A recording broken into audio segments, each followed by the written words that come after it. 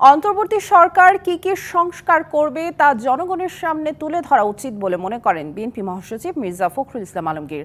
তিনি বলেন, যে স্বাধীনতা অর্জন হয়েছে তার সুফল পেতে গণতন্ত্র ও আইনের শাসন প্রতিষ্ঠা করতে হবে।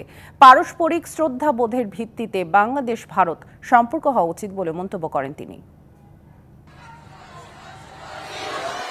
সোমবার জাতীয়তাবাদী মহিলা দলের ৪৬তম প্রতিষ্ঠাবার্ষিকীতে সংগঠনটির কেন্দ্রীয় নেতাদের নিয়ে রাজধানীর চন্দ্রিমা উদ্যানে দলের প্রতিষ্ঠাতা সাবেক রাষ্ট্রপতি জিয়াউর রহমানের কবরে শ্রদ্ধা নিবেদন করেন বিএনপি মহাসচিব মির্জা ফখরুল ইসলাম আলমগীর।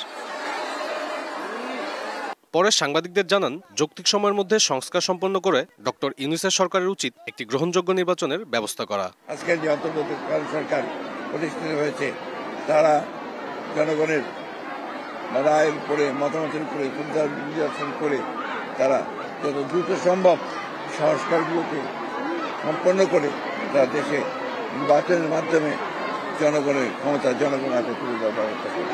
অভিযোগ করেন, ভারতীয় অঞ্চলে প্রভুত্ব বজায় রাখতে চায়। বাংলাদেশ নয়, পার্শ্ববর্তী দেশগুলোর সঙ্গেও ভারতের সম্পর্ক খুব ভালো যাচ্ছে না। এটা অন্যতম প্রধান কারণ আমার কাছে যেটা মনে হয় যে ভারত সবসময় একটা প্রভুত্ব একটা রাজনীতি তারা এই দেশগুলোর সঙ্গে পার্শ্ববর্তী দেশগুলোর সঙ্গে করেছে।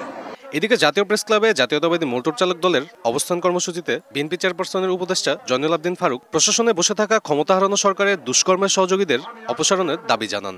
বাংলাদেশের দ্রুত যথা সম্ভব আওয়ামী লীগের এই দুঃশাসনে যারা সহযোগিতা করেছে তাদের থেকে বাংলাদেশকে ন্যায় করার জন্য জনপ্রতিনিধির হাতে ক্ষমতা হস্তান্তর করা হোক। সাব্বির রোজ, ডিবিসি নিউজ, ঢাকা।